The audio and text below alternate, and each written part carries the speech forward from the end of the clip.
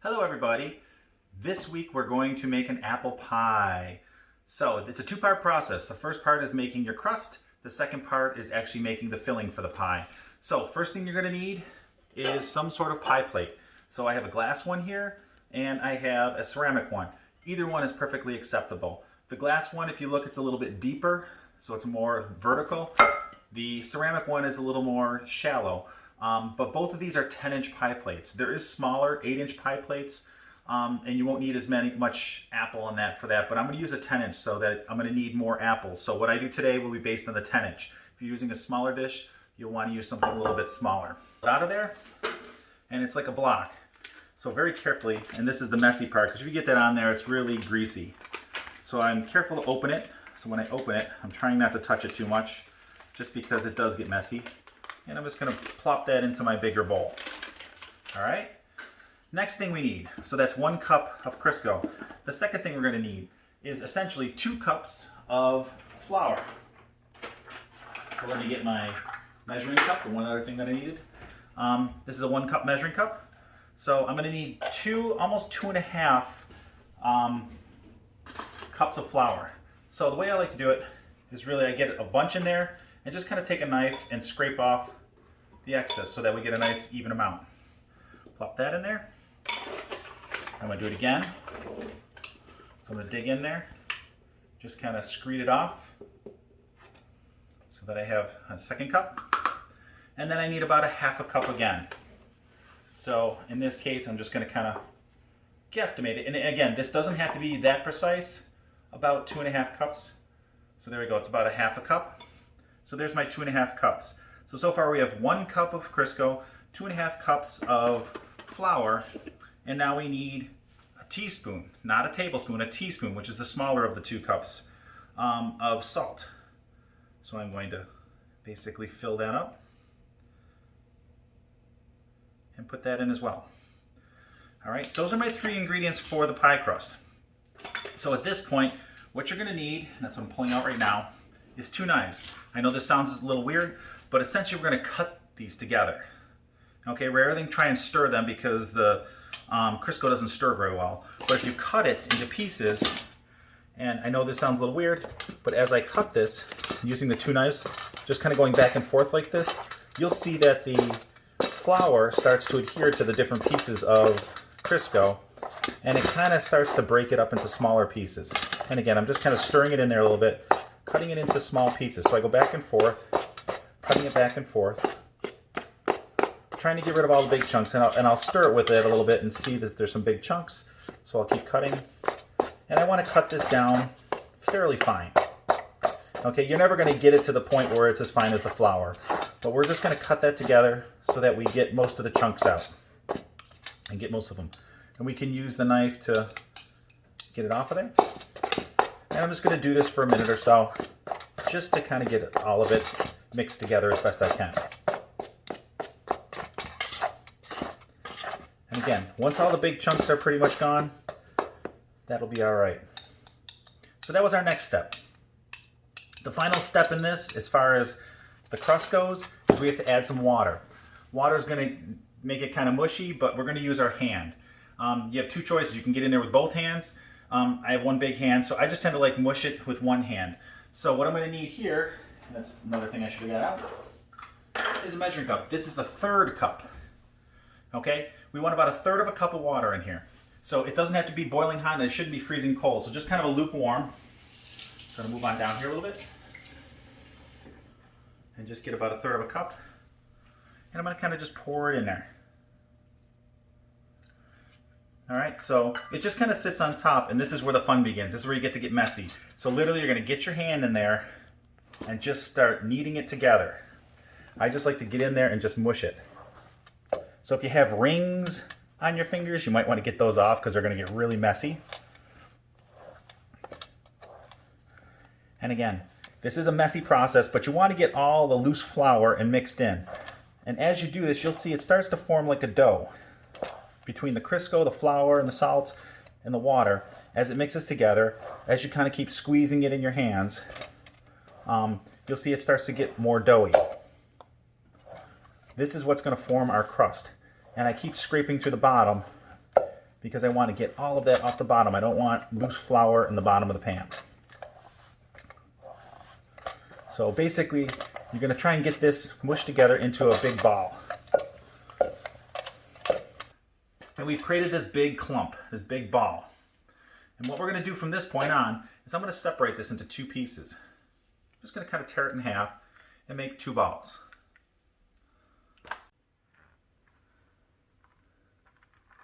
Okay, so at this point, I've kind of cleaned up a little bit. I washed my hands to get everything out of the way. I'm going to sprinkle a little flour down here. I'm going to keep that cup over here. And I'm going to take the bigger piece of dough, and I'm basically going to put it in the middle and just kind of push it down a little bit. Okay, swish it out a little bit and flatten it. All right, before I flatten it too much, I'm also going to cover this with a little flour.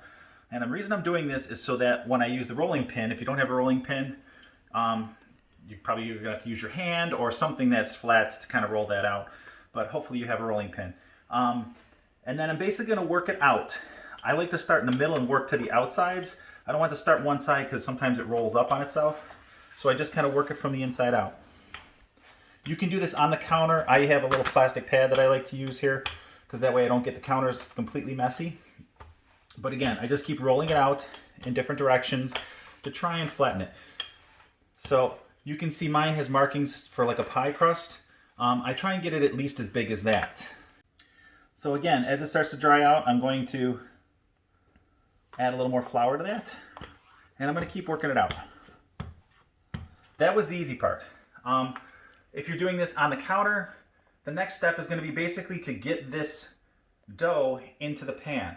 So there's no really easy way to do this, but what I've found is to get it, if you try and get your fingers under this, it's just going to tear up. So if you have a little plastic thing like this, the best thing to do is just kind of fold it in the middle a little bit.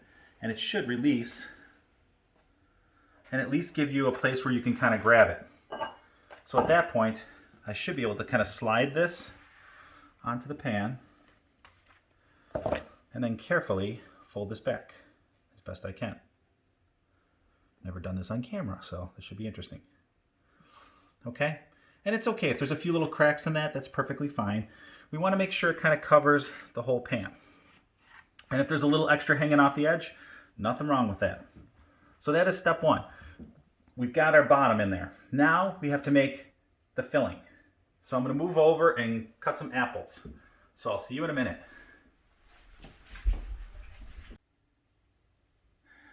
Okay, so you can see here I've got my bowl of apples, I've got a cutting board, and I've got my different utensils here.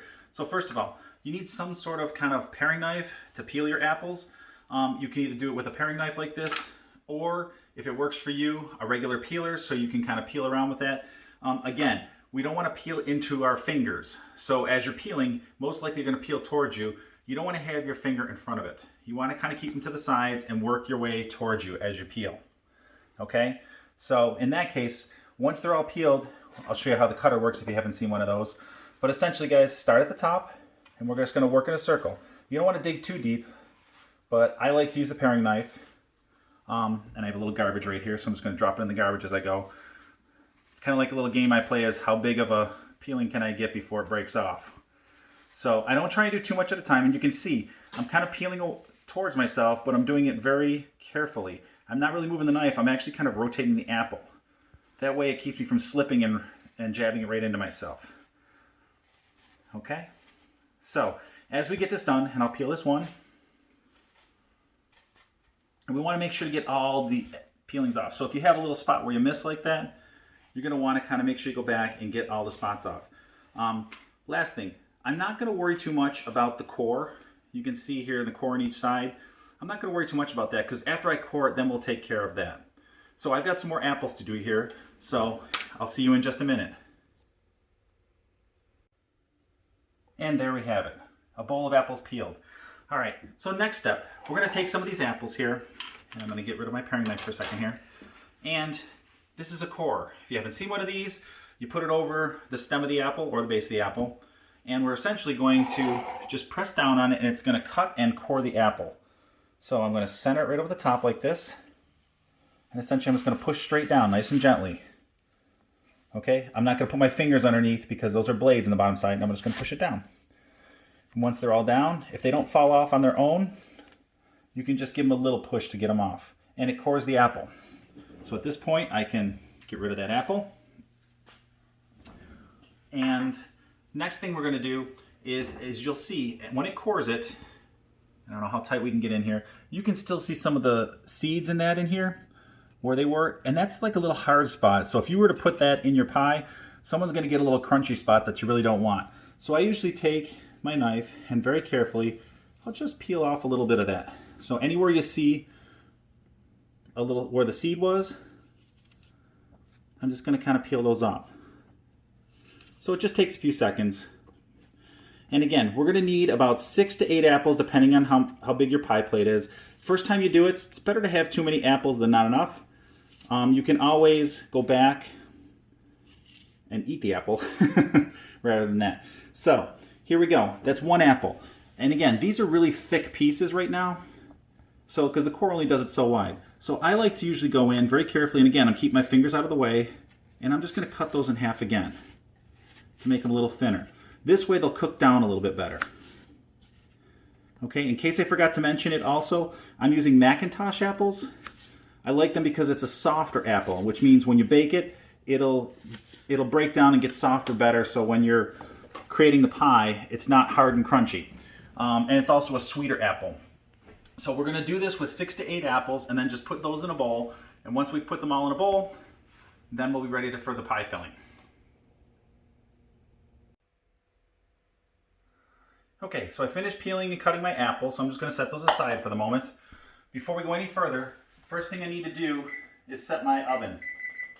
And you're going to need to set it to start at 425 degrees. So you need to turn on the oven and set it to 425 degrees to preheat. In fact, you probably could have done that before we even got started, but I know this is going to take us a little time, so it should have time to kind of warm up.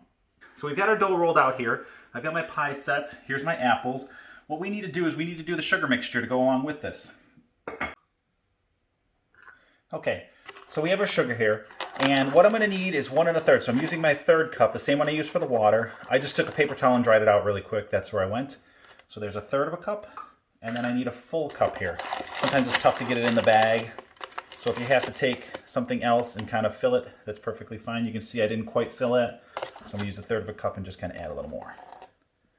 And again, if it's not exactly perfect, it's not the end of the world, but that's 1 1/3 cup of sugar.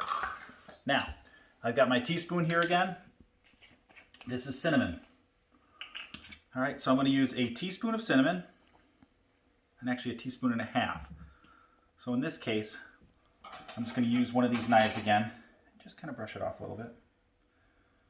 There's 1. And if you have a half a teaspoon one, you can use that. I'm just going to approximate it and fill it about halfway. So you can see I kind of filled it halfway. 1 1/2 teaspoons of cinnamon. Along with that, we're also going to add a couple tablespoons. So if you have a tablespoon, you can grab one of those. It's the bigger one. Teaspoon and a tablespoon. Teaspoon is the little one, tablespoon is the bigger one. So I'm going to put a couple tablespoons, and this doesn't have to be precise, a couple tablespoons of flour into the mixture. So I'm going to put a couple in there. I'll put like 2 1/2. Okay? The reason being, I put that in there because as this sits in there and the apples start to cook down, it'll get kind of runny. The flour in there helps it to kind of soak it up so it's not just a mushy mess when you get done with it. So I'm just going to kind of stir that in a little bit. Just kind of stir it together.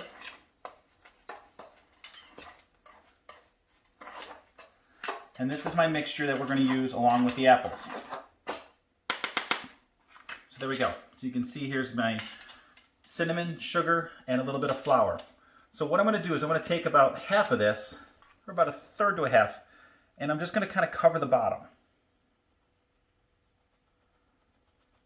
So this is what goes in the bottom of the shell. So you can see I used about 1/3 to 1/2 of it. That goes in the bottom. Because there's the flour in there, as these cook down these apples, that's what's going to kind of soak up a little bit in there so it doesn't just become a runny mess.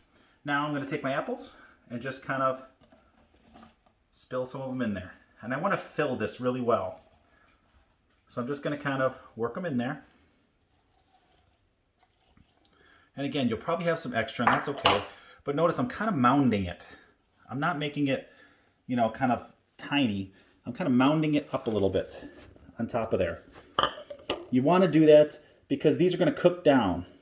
You know, as they cook, it's going to shrink and it'll become kind of like a regular sized pie. I mean, don't go crazy. You don't want a big mountain, but you want to mound it up a little bit. Okay? And then at that point, we're going to take the rest of this sugar mixture and put it right over the top. And again, that'll kind of sink down and cook into the apples. If you want to do a little less sugar or a little more sugar, that's up to you. But I think once you taste this, you'll be pretty happy with it if you like apple pie. Okay, so again, I'm going to use my tray here. I'm going to put a little flour down there, set my ball of dough on there, and just kind of press it down a little bit, and then sprinkle a little more flour on top. I'm going to roll this out just like I did the other one. So, and that should be pretty darn good. Okay, like I said, this part doesn't have to be as perfect. It is a little smaller. So again, same way I'm going to do this. I'm just going to flop that over a little bit and hopefully it doesn't stick too bad.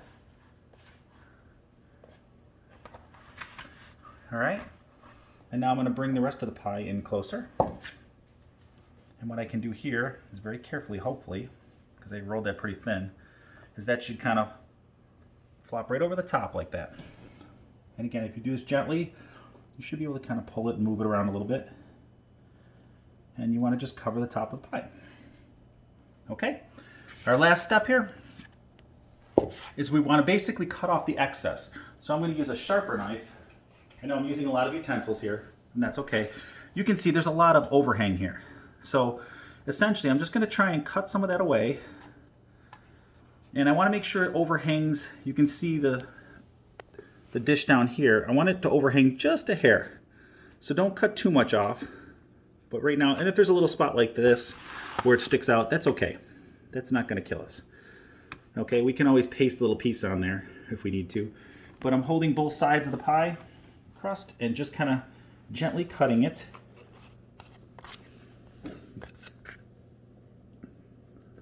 To get rid of the excess. Because that's just going to burn and kind of fall down anyway. Okay, oops, a little bit more right there. So there we go. So that excess I'm just going to kind of brush aside. And now this is what my pie looks like. Now, you can get crazy with it. You can get fun with it. I just like to go around and I'll pinch the edges. So I'm going to use my fingers. I'm going to use my 2 index fingers and thumbs. And I'm just going to kind of pinch and squeeze. And what that does is it kind of seals it. And you can see it kind of makes a neat little design too with your fingers. So I'm just going to go around the whole pie. And it just takes a minute. Notice I'm kind of pushing it up a little bit too. The reason I'm pushing it up is because, again, if it starts to bubble up a little bit, it's not going to run down. It's going to kind of keep it in the pie.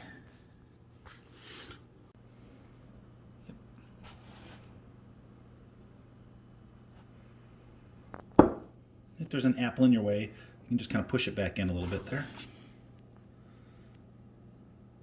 But I'm trying not to push it into the dish. I'm trying to pull it up away a little bit. There we go. All right, so there we have it. There's our pie. And the last step, we want to put a few vent holes in the top. So essentially, there's no rhyme or reason. You can make it very symmetrical if you want. I'm just going to poke a few holes in the top.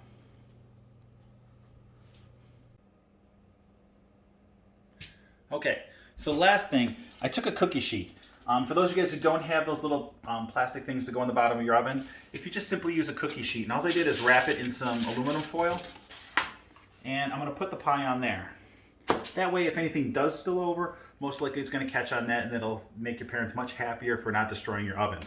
Okay, so now this is ready to go in the oven. So we're preheated up to 425. At this point, again, when you open the oven, stand back a bit because you're going to get a rush of heat. I'm going to push that into the middle. And then it's a 2-stage cooking process. So that's signifying that it's at the temperature. So I'm going to set my timer for 20 minutes. So we're at 425 for 20 minutes. After that 20 minutes, you're going to lower the temperature to 375 and then cook it again for another 40 minutes. So it's an hour total. 20 minutes at 425 and then 40 minutes at 375. Okay, you can see the timer's just about up. This is the first 20 minutes, and as soon as that buzzes in a second, I'm going to turn off that timer, and I'm going to bring my heat down to 375, and then I'm going to reset my timer for 40 minutes.